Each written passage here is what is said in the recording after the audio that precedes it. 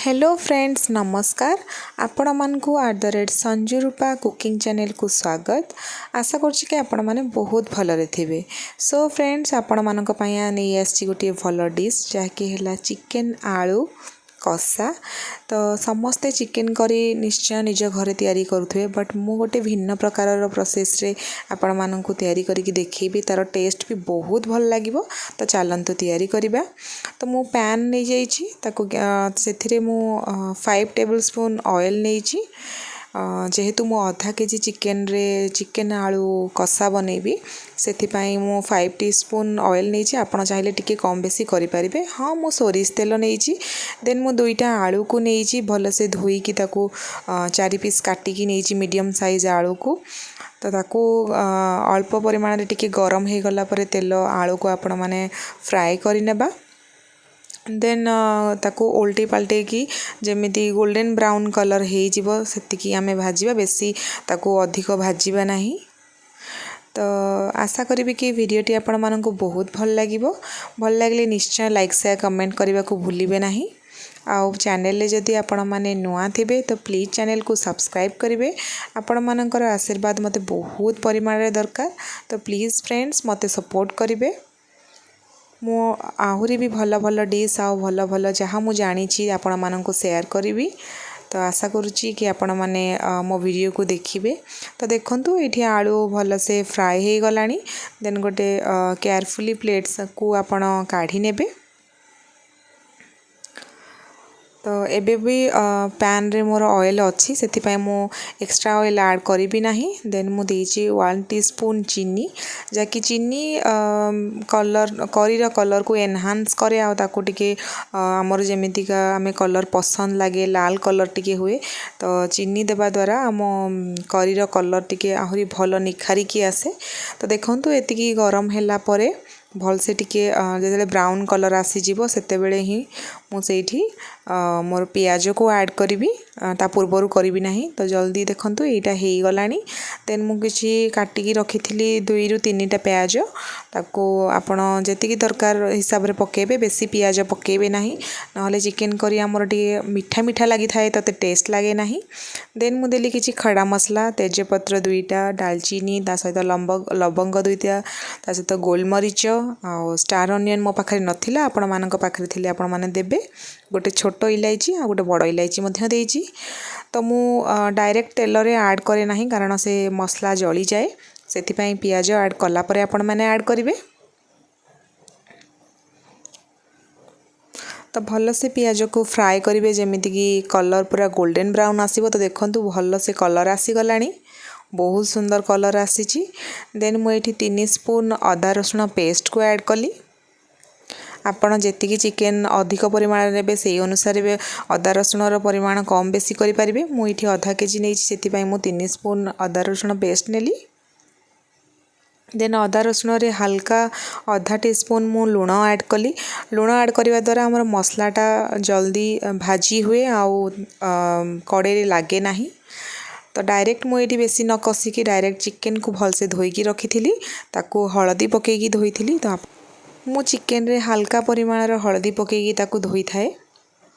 तो कारण आमर हलदी रे बहुत औषधीय गुण थाए, सेथिपाई मु हलदी पकेकी टिके ताकू धोई थाए। जहाँ भी असना थी या बैक्टेरिया थी सब पलैब। देन डायरेक्ट चिकेन ऐड कला परे एबे मु कषिबी आ मसला को मु अलगा से कषु नाही, डायरेक्ट से चिकेन ऐड कली। देन हलदी गोटे स्पून ऐड कली।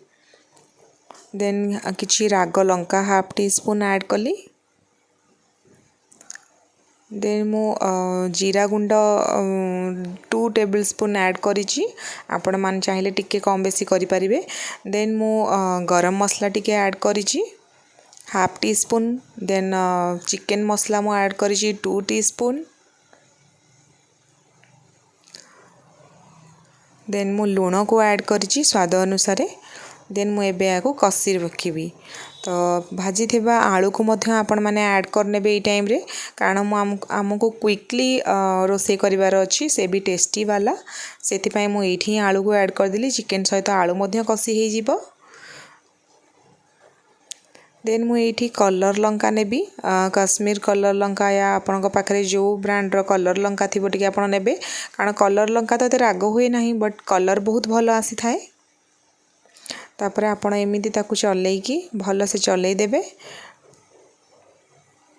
जमीती भल से कषि हेब से भाई आप चलईदेवे देखूँ धीरे धीरे पानी बाहरी आसलानी देन मु हाल्का परिमाणर कस्तूरी मेथी ऐड करुँची आपण मैंने चाहिए ऐड करिपारंती अदरवाइज स्किप करिपारंती कारण कस्तूरी मेथी टिके ऐड कले फ्लेवर बहुत भल आसी थाए तो एमती भाव में आपड़ टे चलई ने भल से तो देखुवे के टेम्पटिंग आउ जूसी भली देखा जाउची तो देन मुझे 2 मिनिट पाई कवर करदेवी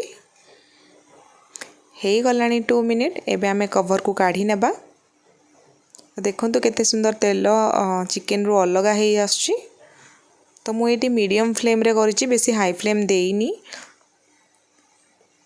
जेहेतु आधा केजी चिकेन कर मीडियम फ्लेम देइछि तो बहुत भल भाव में कषि हो आसुची देन पुणी आउ थे जे पर्यंत भल से पूरा सुंठा न हो जाइए मांसटा आमर से पर्यंत आम कवर करके कुक करवा देन पुणी आउ थे मु 2 मिनिट पर कवर को काढ़ी देन देखो केते सुंदर भाव में चिकेन देखा जाउची तो एकदम या आपण रुटी या नान या भात सहित मध्य खाई परिबे बहुत ही भल टेस्ट लागिबो बेले बेले आम चिकेन रोसे कले से झोलटा पूरा बहुत पतला हो जाए से आमको वर्षा सीजन रे खास करके भल लगे ना तो एमती थे आप रोसे करके देखु देखिए बहुत ही बढ़िया टेस्ट आसीबो तो देखु चिकेन मोर अधा कषि हो गलानी देन टिके हल्का ग्रेवी करने मु अल्प परिमाण रे आधा कप पानी ऐड करछि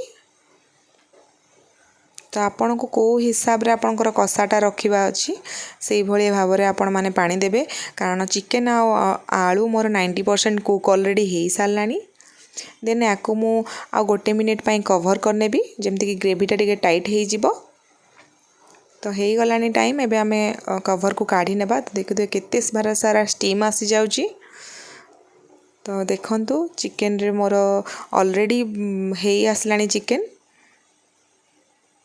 तो या आपण एठी मु बंद कर नौची कारण बंद कर सारा पर गैस रो फ्लेम हल्का परिमाण झोलटा टिके सुखी जाए देन ग्रेवी रो क्वांटिटी बहुत भल आसी थाए तो एतिक मु या ऑफ करनेबी चिकेन मोर हो सारा तो देखिले आपण माने केते समय लगिला मते तो देखंतु आउ थरे मु चलै दउची देन तापर गैस रो फ्लेम को मु ऑफ करनेबी सो फ्रेंड चिकेन आलू कषा मोर रेडी चलंतु एबे सर्व करनेबा तो देखि नियंतु केते सुंदर टेम्पटिंग आ सहित टेक्सचर केमती आसी तो मु कही जे गैस रो फ्लेम ऑफ कला पर धीरे धीरे से टिके सोक हो जाए देन मो ग्रेवी सोक हो जाइथिला एंड देन तार कषा और टेक्सचर बहुत भल आसी मते तो बहुत भल लगिला आपण मानकु केमिति लागिला प्लीज कमेंट रे जणेबे तो चलतु एबे विदाय नेबार समय आसीगलानी आ हाँ फ्रेंड्स मो पाखे धनिया पत्र नथिला सेथिपाई मु पुदीना पत्र ता उपरे रखिकी ताकू टिके गार्निशिंग करिछि आपण माने चाहिए पियाज या ता सहित अलगा किछि मध्य लंका नै कि आपण गार्निशिंग करि परिबे तो आशा करछि वीडियोटी आपण मानकु भल लागिथिबो नेक्स्ट वीडियो रे देखा हबो जय जगन्नाथ।